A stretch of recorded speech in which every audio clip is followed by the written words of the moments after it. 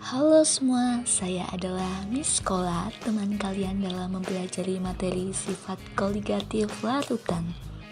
Oke, kamu pasti pernah kan bikin teh manis panas? Nah, saat air panas sudah dituang ke gelas berisi teh celup dan gula, lalu kamu aduk, apa sih yang terjadi? Pasti kamu sudah gak bisa melihat gula itu lagi kan? Ya, alasannya karena gula sudah larut sempurna di air panas dan gak akan bisa dipisah lagi. Nah, campuran antara gula dan air panas itu yang disebut sebagai larutan. Nah, kamu perlu tahu nih, larutan itu punya sifat yang unik dan khas loh. Sifat itu dinamakan sifat koligatif larutan. So, simak pembahasannya sampai habis ya. Oke, kita masuk pada pembahasan yang pertama terkait apa sih sifat koligatif larutan itu. Sifat koligatif larutan adalah suatu sifat larutan yang hanya dipengaruhi oleh jumlah partikel zat larut. Jadi semakin banyak zat larutnya, maka sifat koligatifnya akan semakin besar. Bagaimana sih maksudnya? Oke, misal kamu akan melarutkan gula dengan air panas dalam jumlah yang berbeda. Jadi ada 2 gelas larutan ceritanya. Yang pertama, kamu larutkan 3 sendok teh gula dengan 500 ml air.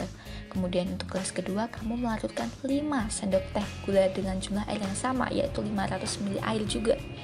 Nah, karena gula merupakan zat larut dan jumlahnya lebih banyak di gelas kedua, maka sifat koligatif larutan gelas kedua akan lebih besar dibandingkan sifat koligatif larutan di gelas pertama. Oke, paham? Kita lanjut. Sifat koligatif yang pertama adalah penurunan tekanan uap. Tekanan uap adalah ukuran tendensi molekul-molekul cairan untuk melepaskan diri dari cairan di sekitarnya dan berubah menjadi uap. Umumnya, molekul cairan yang berubah menjadi uap adalah molekul yang berada di permukaan. Oke, kita lanjut ke rumus penurunan tekanan uap. Ada 3 nih yang teman-teman harus hafal. Yang pertama adalah delta P sama dengan P0 dikurangi P. Kemudian delta P sama dengan XT atau fraksi mol terlarut dikali P0 atau tekanan uap jenuh pelarut. Dan yang terakhir adalah PL sama dengan XP atau fraksi mol pelarut dikali P0 atau tekanan uap jenuh pelarut. Sifat koligatif larutan yang kedua adalah penurunan titik beku. Titik beku adalah titik di mana air mulai membeku. Titik beku normal suatu zat merupakan suhu ketika zat tersebut meleleh atau membeku pada tekanan 1 atmosfer. Jika suatu zat terlarut ditambahkan dalam suatu pelarut murni hingga menjadi larutan, maka titik beku pelarut murni akan mengalami penurunan. Misalnya, titik beku normal air adalah 0 derajat Celcius. Akan tetapi, dengan adanya zat terlarut pada suhu 0 derajat Celcius, air belum membeku. Selanjutnya adalah rumus penurunan titik beku atau delta TF. Ada 2 juga rumus yang harus teman-teman hafalin. Yang pertama adalah delta TF sama dengan T0F dikurangi TFL. Kemudian yang kedua adalah delta TF sama dengan M dikali KF dikali I. Adapun keterangannya adalah T0F itu adalah titik beku pelarutnya. Kemudian TFL itu adalah titik beku larutan. Kemudian yang M molaritas larutan dan yang I adalah faktor Van Hoff. Yuk kita lanjut ke sifat koligatif larutan yang ketiga. Yang ketiga adalah kenaikan titik didih. Titik didih adalah titik di mana air mendidih. Titik didih terjadi saat tekanan uap larutan sama dengan tekanan udara yang berada di luar. Terjadinya penurunan tekanan uap larutan oleh keberadaan zat terlarut non-volatil, maka dibutuhkan kenaikan suhu untuk menaikkan tekanan uap larutan hingga sama dengan tekanan udara luar. Jadi, keberadaan zat terlarut dalam pelarut akan mengakibatkan terjadinya kenaikan titik didih. Oke, selanjutnya adalah rumus kenaikan titik didih atau delta TB. Ada 2 yang harus dihafalkan.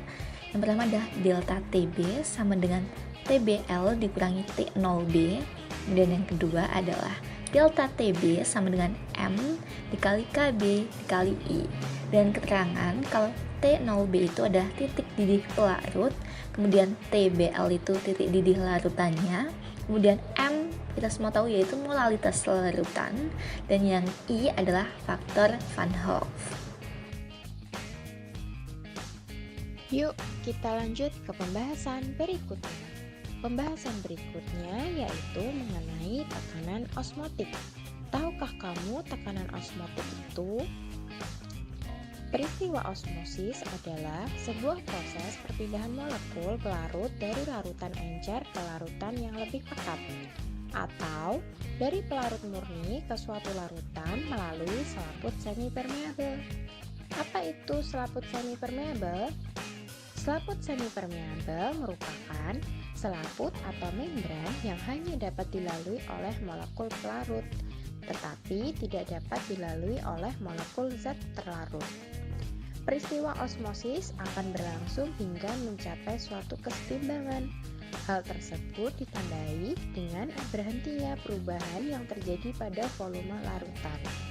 Perbedaan volume dua larutan pada kesetimbangan itulah yang kemudian menghasilkan. Selanjutnya adalah rumus yang terakhir, yaitu rumus tekanan osmosis. Rumusnya adalah P sama dengan M dikali R dikali T dan dikali I. M itu adalah titik didih pelarutnya, R itu adalah tetapan umum gas. Biasanya kita pakai 0,082 atm liter per mol K. Untuk T-nya sendiri adalah suhu larutan dan I-nya adalah faktor Van Hoff. Oke, materi sifat koligatif larutan kita udah selesai nih. Selanjutnya adalah latihan soal biar teman-teman makin paham terkait sifat koligatif larutan. Oke, teman-teman bisa pause dulu video YouTube kita hari ini. Oke, sudah. Nah, latihan soal kita pada kali ini ada 5. Teman-teman bisa menerapkan rumus dan prinsip yang sudah diajarkan tadi. Bagaimana? Siap? Semangat dan sampai jumpa di video selanjutnya.